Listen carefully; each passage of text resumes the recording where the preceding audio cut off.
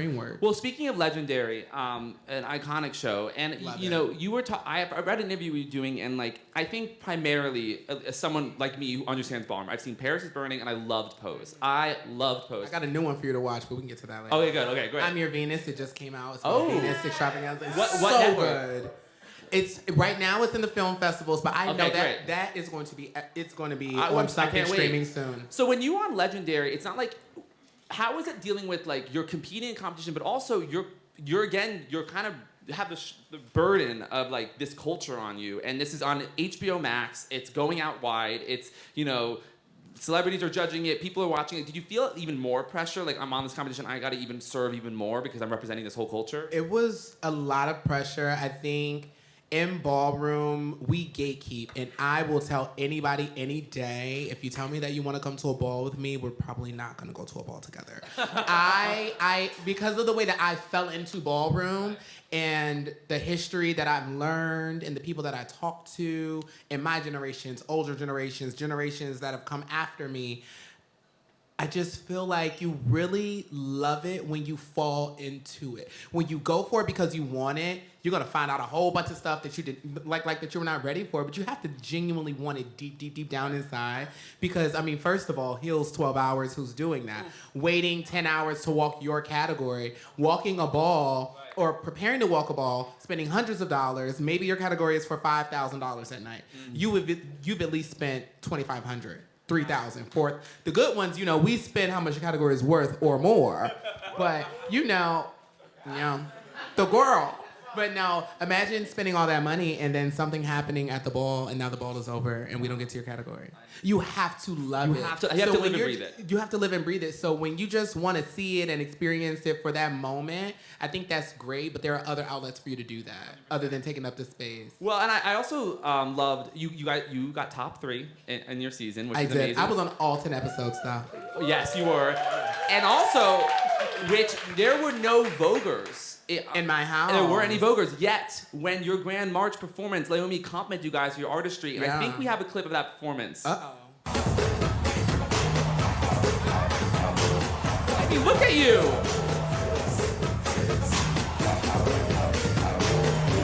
Stop. This is my favorite part. Yeah. Bitch, okay. So quick story. I mean, iconic. Quick story. Yes. We chose to go a sexy route because which I love. Yes. One, we knew that it was going to be different. Two, none of us are Voguers. And in our house, we have a very small amount of Voguers. Our house is known for face, body, and sex. Meaning everybody in the house is drop dead gorgeous. Sounds like my kind of house. Listen, come over. Come over to my house. Yeah. Just ring the doorbell.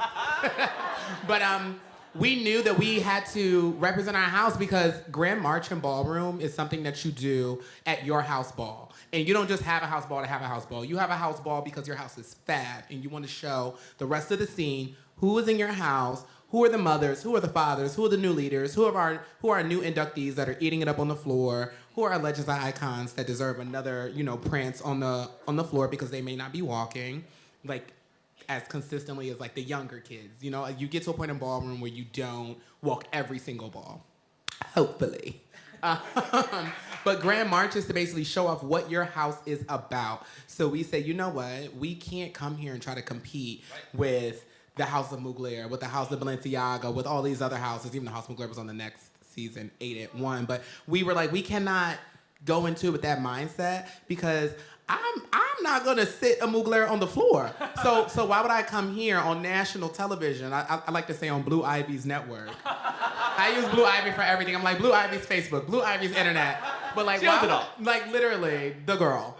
But why would I come out there with the intentions of beating someone that I know is super, super, super talented? And this show is about Ballroom. It's not about one category. So we decided to completely disassociate with the other houses that were around us and really watching to see what we were going to do. Because imagine being there with 40 other people, 10 people on each.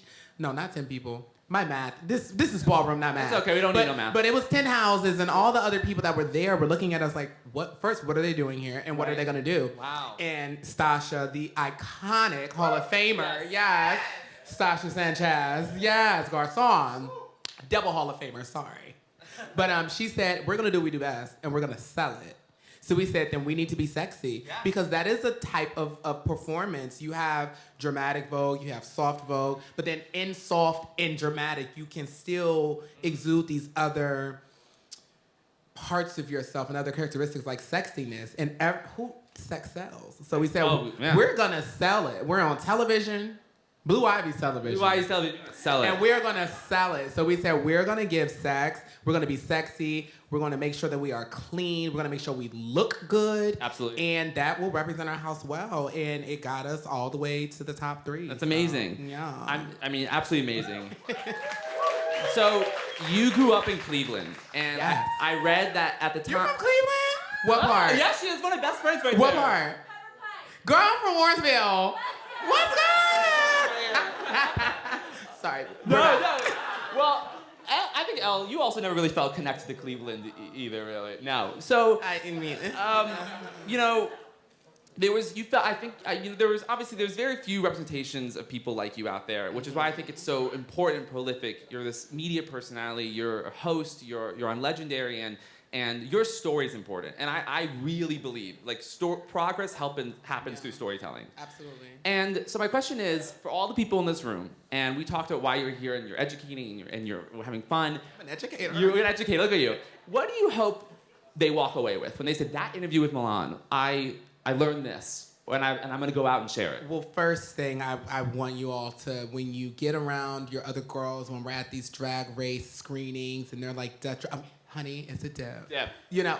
First things first. Don't feel like you can't say it because now you're the girl that knows. You're on the inside. You're with us now. But I want everyone to basically take away that there is a place for you in this world. You can find your tribe. You just have to be so open and so willing and not allow the harshness and the hardness of this world and what we all experience every day. Because it's like I'd like to say we're in this era of pride where everybody that wants to work with you, wants to work with me, that's asking questions, they're like, so how was it? And it's like, we have not made it over the hill. Yeah. Like, we have not won the fight. We're still climbing. Like, we're still going through this bullshit daily. 516 anti-LGBTQ bills are in works in state legislators across this country right now. That is happening. The Trump campaign is investing money, spending money, and vilifying LGBTQ people. That is currently happening right now. It's currently happening, and the only reason that we can see it at this rate is because we finally have phones, we finally have the internet, but we've always been fighting this fight. Yeah. And it's right now, I feel like it's gonna get a little tougher, but it always gets darker before the sun comes.